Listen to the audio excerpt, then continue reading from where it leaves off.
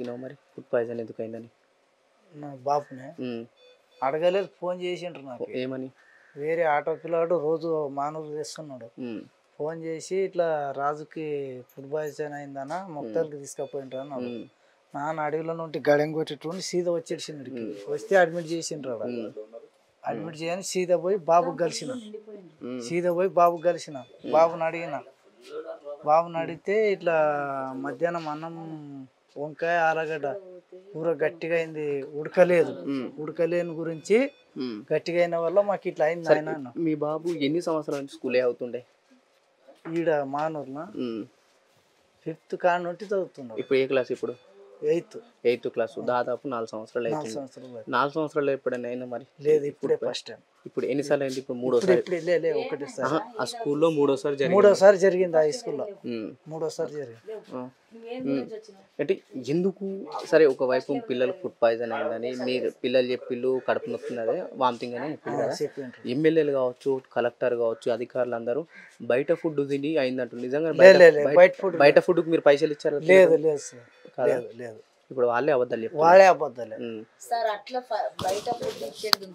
బయట ఫుడ్ ఇచ్చేది ఉంటే మేము డైలీ పిల్లలు మా దగ్గర చదువుకున్నారు. మేము 10 కాదు 50 కూడా ఇచ్చి పిల్లలు తిన్నారు. కావాలి కదా, ఇంటికాడ ఉంటే కూడా కావాలి కదా. స్కూల్ దగ్గరనే ఎందుకు అవుతుంది? కేర్లెస్ తీసుకునేది వాళ్ళు, మెయిన్ వాళ్ళు. అదే 10 రూపాయలు ఇస్తే తింటే ఫుడ్ పాయిజన్ అవుతుంది అనేది తప్పు. ఏమో ఒక్కరికి అయిందంటే అది ఇన్ఫెక్షన్ ఏమో ఉంటది అన్నట్ల, అది వేరే వేయడం. మీది ఎవరు? మక్తలే కదా? మక్తలే. ఇప్పుడు మీ మక్తల్ ఎమ్మెల్యేనే మీరు గెలిపించుకున్న ఎమ్మెల్యే, మరి అంతగానం అబద్ధం ఎందుకు చెప్తుంటారు? మాకు తెలియదు కదా, మేము న్యూస్ చూసినాం, ఇప్పుడే చూసినాం కదా. మీరు కూడా వీడియో చూసి చూపెడతారు. అదే నేనేమంటున్నా, మాకు తెలియదు కదా. పిల్లలు మొత్తం ఏమని చెప్పిండ్రు, తిన్న నుంచే ఇదైంది. మేము బయట నుంచి ఏ ఫుడ్ తినలేదని ఇదే మాట పిల్లలు అన్నారు, కానీ బయట ఫుడ్ మాత్రం ఏది చెప్పలేదు. అంతే. బయట ఫుడ్ అయితే ఏం లేదు. ఏముంటే హాస్టల్లోనే తిన్నారు. ఏమంటే వంకాయ ఇంకా ఏమంటే వంకాయ కోస్తారు అంటే నీట్ గోయాలి, పురుగులు ఉంటాయి. మాట అంటున్నా సార్. నేనేమో అందులో ఇది చేయను.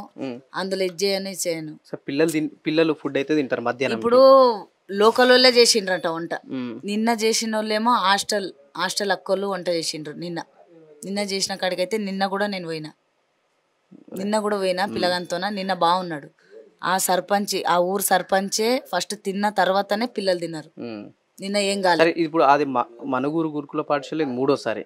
వాళ్ళ పిల్లలు ఏం చెప్తున్నారు మరి? ఫుడ్ మంచలేదా, లేకపోతే అన్నం మంచిదా, పురుగులు వస్తున్నాయి అంటున్నారు. అంత నాసిరకం ఎందుకు పెడుతున్నట మరి? అది అడుగుతుంటే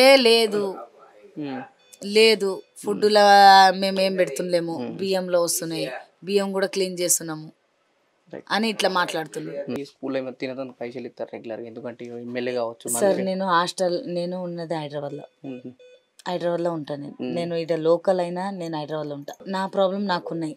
నా పిల్లల్ని పెట్టుకొని నాకు 3 పిల్లలు.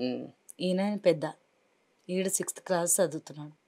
ఈయనకేమైందంటే ఫుడ్ పాయిజన్ అయిందని నాకు తెలియదు. నేను ఉదయం మార్నింగ్ పోయి నేను మాట్లాడిచ్చే నేను బయలుదేరినప్పటి నుంచి ఏమైంది రా అనికేసి అంటే, అమ్మ నాకు ఇట్లా అవుతుంది, వామిట్ అయింది, నెత్తి తిరుగుతుంది. ఫోన్ చేసిండు. ఎవరు సారోళ్ళు ఎవరు నాకు ఫోన్ చేయలే, వార్డ్ నంబర్ ఎవరు నాకు ఫోన్ చేయలేదు. వేరే మీ అసెంట్ వాళ్ళ ఫోన్ తీసుకొని నాకు ఫోన్ చేసిండు. ఫోన్ చేస్తే ఏమైంది అనికేసి అంటే ఇట్లా సంగతి ఇట్లా అనికేసి మాట్లాడితే నేనుండి ఏడున్నర అంటే ఇక్కడ గవర్నమెంట్ హాస్పిటల్లో తీసుకొచ్చి పెట్టిండ్రమ్మా అనికేసి అన్నాడు. వాడు ఫుల్ భయపడి ఫోన్లో చెప్పేసేసరికి నాకు భయమైంది. నేను ఇమ్మీడియట్లీ అక్కడ నుంచి వచ్చేసిన. ఇప్పుడు హాస్టల్లో ఫుడ్ పాయిజన్ అయింది, అందరు హాస్పిటల్ అడ్మిట్ అయ్యిండ్రు. మీ ఎమ్మెల్యే కావచ్చు, కలెక్టర్ కావచ్చు, ఈ పిల్లలు బయట ఫుడ్ తినడం వల్ల బయట ఫుడ్ తిన్నారట పిల్లలు. బయట ఫుడ్ తిన్నారన్న మాట ఎవ్వరు చెప్పలేదు. ఇక్కడ పిల్లలు ఎవ్వరు చెప్పలేదు. మరి ఎందుకు వాళ్ళు అంతా అట్లా చెప్తున్నారు? ఎవ్వరు చెప్పలేదు. నిజంగా మాట ఎవ్వరు బయట ఫుడ్ తిన్నారని ఎవ్వరు చెప్పలేదు. ఏ ఎమ్మెల్యే అయికోకో, ఏ మంత్రి అయికోకో నేను మాట్లాడతా. ఎందుకంటే ఎవరైనా పిల్లలే పోగొట్టుకుంటే మా కడుపు మీద మేము పోగొట్టుకుంటాం, కానీ వాళ్ళ కడుపు మీద పోగొట్టుకోరు. ఇది వాస్తవమైన మాట. నేను మాట్లాడుతాను.